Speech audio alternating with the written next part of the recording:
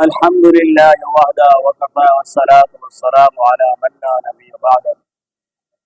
ایک سوال عموماً پیش کیا جاتا ہے، کیا خصی جانور کی قربانی کرنا جائز ہے یا نہیں ہے؟ خصی جانور کی قربانی کرنا شریعت کے اندر جائز ہے۔ اس کی دلیل ہمیں جو ملتی ہے، ہم آپ کو اس دلیل کی طرف لے کے چلتے ہیں۔ سیدنا ابو ہریرہ رضی اللہ تعالیٰ عنہ حدیث کے راوی ہیں کہ رسول اللہ صلی اللہ علیہ وسلم جب قربانی کا ارادہ فرماتے تھے تو دو بڑے موٹے تازے سینگ والے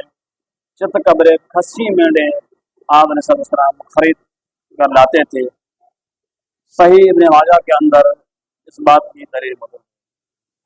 اور دلیل نمبر 2، سیدنا جابر بن عبداللہ رضی اللہ تعالیٰ عنہ حدیث کے راوی ہیں، کہتے ہیں کہ نبی کریم صلی اللہ علیہ وسلم نے قربانی کے دن سینگ والے دو چت قبرے کھسی مینڈے آپ علیہ السلام نے ذبح کیے۔ ابن قدامہ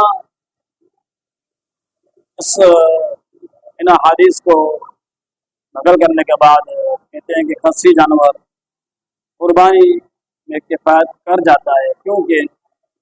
نبی کریم صلی اللہ علیہ وسلم نے دو کھسی مینڈے قربانی کیے تھے۔ سید ثابت رحمہ اللہ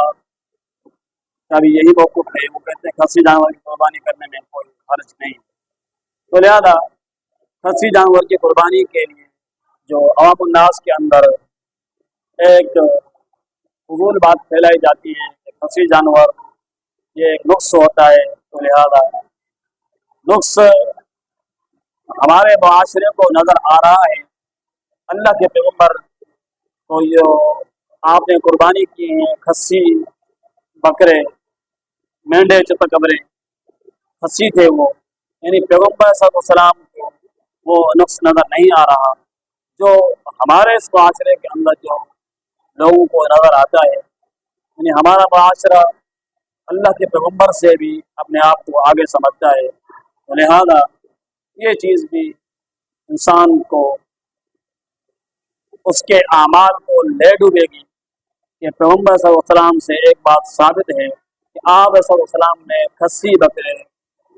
قبرے مینڈے جو ہیں بکرے یا مینڈے